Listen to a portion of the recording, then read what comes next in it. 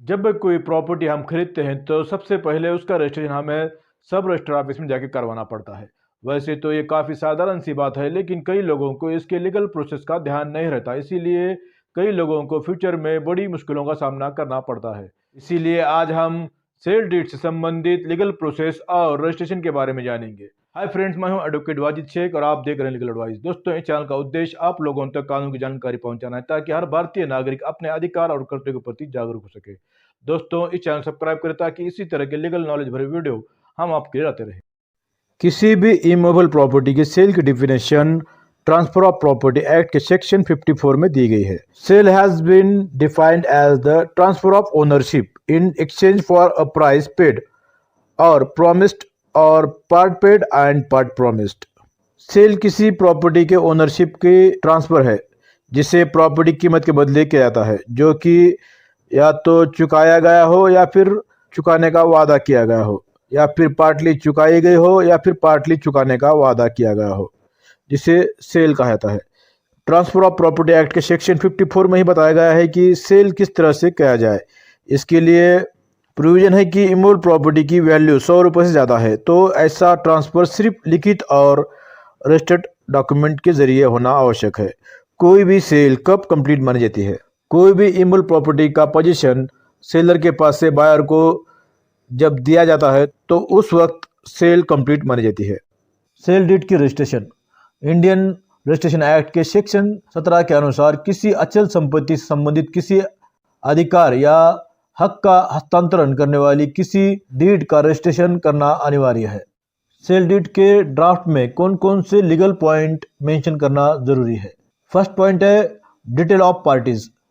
Buyer और seller के नाम, एड्रेस, उनके कॉन्टैक्ट नंबर, आधार नंबर, पैन नंबर हमें ड्राफ्ट में मेंशन करना जरूरी है। सेकंड है प्रॉपर्टी की डिटेल। जो प्रॉपर्टी आप ले रहे हैं उस प्रॉपर्टी का लोकेशन ड्राफ्ट में मेंशन करें। अगर प्रॉपर्टी कोई एग्रीकल्चर लैंड से रिलेटेड है तो उस प्रॉपर्टी का सर्वे नंबर या गट नंबर, उसी तरह से उस प्रॉपर्टी में अगर कोई बोरवेल है या कोई पानी का सोर्स है तो उसे आप ड्राफ्ट में जरूर मेंशन करें। बोरवेल में या फिर किसी पानी के सोर्स में यानी बावड़ी में अगर सेलर का कोई राइट है तो उस राइट को भी आप ड्राफ्ट में जरूर मेंशन करें। अगर प्रॉपर्टी कोई रेसिडेंशियल प्लॉट है तो उस प्रॉपर्टी का survey number, plot number, survey number या फिर उस प्रॉपर्टी का कोई म्युनिसिपल हाउस नंबर है तो उसे ड्राफ्ट में ज़रूर मेंशन करें। अगर प्रॉपर्टी कोई फ्लैट है तो ऐसे वक्त में उस प्रोजेक्ट का नेम आप ड्राफ्ट में ज़रूर मेंशन करें। उस प्रॉपर्टी का सर्वे नंबर, प्लॉट नंबर, जिस फ्लोर पे आप फ्लैट ले रहे हैं उस फ्लोर का नंबर और फ्लैट नंबर ड्राफ्ट में ज़रूर मेंशन करें। उसी तरह से प्रॉपर्टी का dimension, area, total area, property की बाउंड्री से प्रॉपर्टी की पूरी डिस्क्रिप्शन आप ड्राफ्ट में मेंशन करें। इस तरह से प्रॉपर्टी की पूरी टाइटल चेन आपको ड्राफ्ट में मेंशन करना है। थर्ड है कंसिडरेशन अमाउंट, यानी आप जो प्रॉपर्टी खरीद रहे हैं उसकी जो कीमत है उसका भुगतान किस प्रकार किया गया है यह आपको ड्राफ्ट में मेंशन करना जरूरी है। यानी जो कंसिडरेशन अमाउंट है उसका भुगतान किया जा चुका है या फिर भविष्य में किया जाना है, इसका डिटेल आपको ड्राफ्ट में मेंशन करना जरूरी है। फॉर एग्जांपल, अगर कंसिडरेशन अमाउंट का भुगतान चेक द्वारा किया गया है या फिर आरटीजीएस द्वारा किया गया है या ऑनलाइन किया गया है, ये आपको ड्राफ्ट में मेंशन करना जरूरी है। नेक्स्ट है पोजीशन।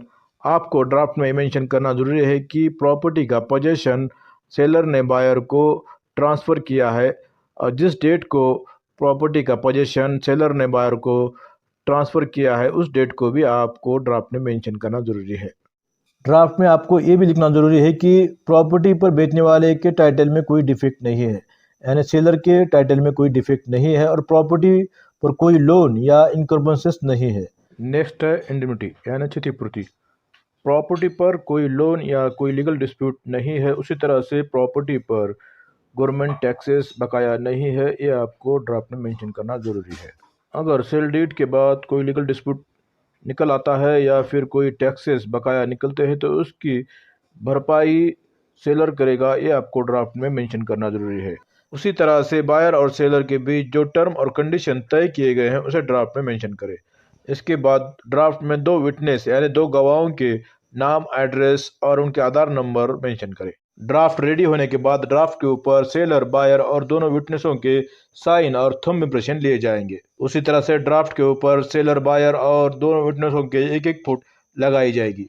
इसके बाद प्रॉपर्टी के वैल्यूएशन के हिसाब से स्टैम्प ड्यूटी और रजिस्ट्रेशन फीस पे करना है।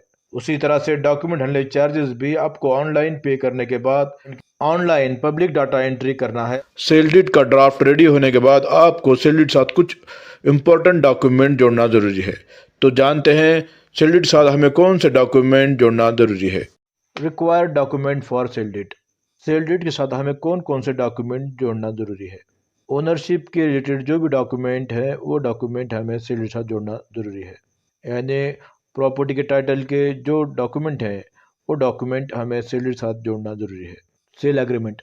सेलर और बायर के बीच सेल एग्रीमेंट हुआ है तो वो एग्रीमेंट भी हमें सेल डीड के साथ जोड़ना जरूरी है। उस पेमेंट रिसिप्ट। प्रॉपर्टी की जो कीमत है यानी कंसिडरेशन अमाउंट है जो आपने पे की है उसकी रिसिप्ट अगर आपने ऑनलाइन पेमेंट किया है या आरटीजीएस द्वारा पेमेंट किया है तो उसकी रिसिप्ट आप ड्राफ्ट में ज़रूर जोड़ें। अगर आपने कोई चेक दिया है तो चेक की जेरॉक्स भी आप डॉक्यूमेंट साथ जोड़ सकते हैं। उसी तरह से प्रॉपर्टी की टैक्स की रिसिप्ट आप जोड़ सकते हैं। इनकम्प्रेंसेस सर्टिफिकेट। प्रॉपर्टी पर कोई लोन या लीगल डिस्प्यूट नहीं है। उसी तरह से प्रॉपर्टी जो है तो ऑल इनकम्प्रेंस से फ्री है, इसका सर्टिफिकेट भी आपको जोड़ना जरूरी है। कॉपी ऑफ बिल्डिंग अप्रूवल और लेआउट प्लान। अगर आप कोई फ्लैट या कोई प्लॉट ले रहे हैं तो उस फ्लैट का बिल्डिंग अप्रूवल आपको लेना ज़रूरी है। उसी तरह से अगर आप कोई प्लॉट ले रहे हैं तो उसका लेआउट प्लान आपको ड्राफ्ट के साथ जोड़ना ज़रूरी है। No objection certificate. अगर प्रॉपर्टी कोई फ्लैट या कोई बिल्डिंग है तो ऐसे वक्त में डेवलपर की एनओसी आपको जोड़ना ज़रूरी है। Completion certificate.